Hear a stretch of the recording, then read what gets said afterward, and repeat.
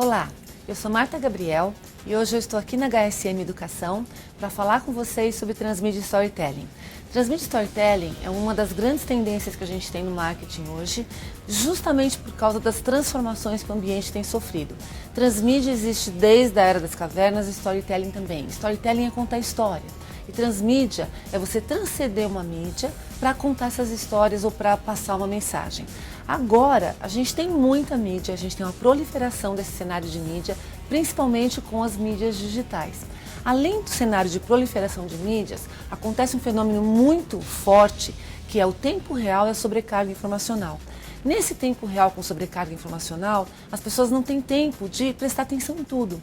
Então, uma das maneiras que a gente tem no marketing, também em outras áreas, de atrair a atenção das pessoas é por meio das coisas que elas gostam. E uma das coisas que as pessoas adoram são histórias e jogos.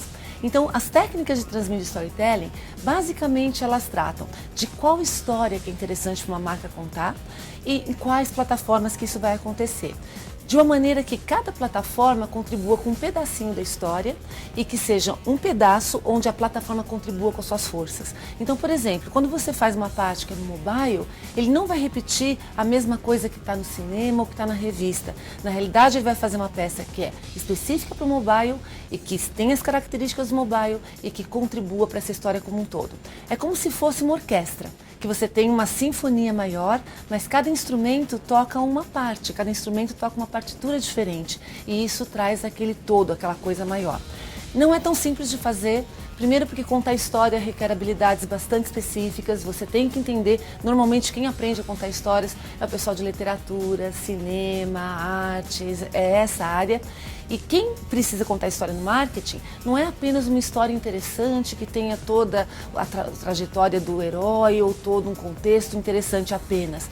Tem que incluir os valores de marketing, os valores de marca nessa história. Tem que fazer sentido.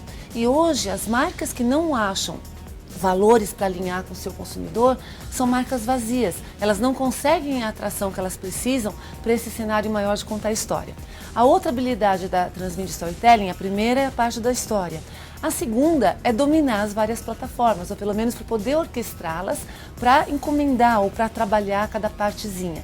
Então hoje, para você trabalhar com Transmídia Storytelling, você tem que entender de narrativa, você tem que entender de marketing, tem que entender de design e de tecnologia.